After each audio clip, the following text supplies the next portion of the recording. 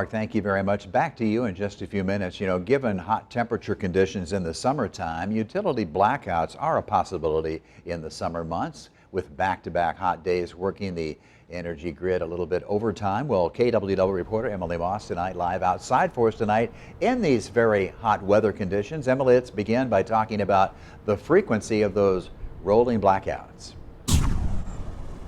Ron, rolling blackouts are very rare, and they've actually never happened here. But because of high temperature warnings, energy companies are starting to issue warnings to their own customers about the possibility. These type of blackouts aren't a decision made by local utility companies. MidAmerican Energy here in Iowa, along with 14 other states, are actually connected on an energy grid in Indiana. They would be the ones to make the call. Then a section of the grid would be turned off in turns in a rolling fashion, spreading out conservation and shutoff times. That being said, MidAmerican says it's a very last resort, and they've never had to use it. And they have multiple backups to prevent it from trying to get to that far. Wouldn't be all that much different from any other power outage.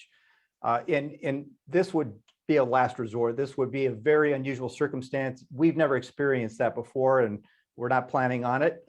We prepare for it, but we're not expecting that to occur. Waverly Utilities uses the same power grid. It sent a warning to its customers explaining ways they could conserve energy if needed, like switching the air to 78, avoiding using high energy items like dishwashers or dryers. But another concern are people who use electrical power to medical equipment. The CEO of Waverly Utilities went on to say, quote, "We feel a blackout is highly unlikely for Waverly, but we have prepared for the worst and wanted to make our customers aware of the possible situation," which Waverly Utilities says to come directly contact with them if there is an issue like that. And again, these blackouts are rare and they've never happened here. That being said, all these companies are prepared if that's the case. Ron?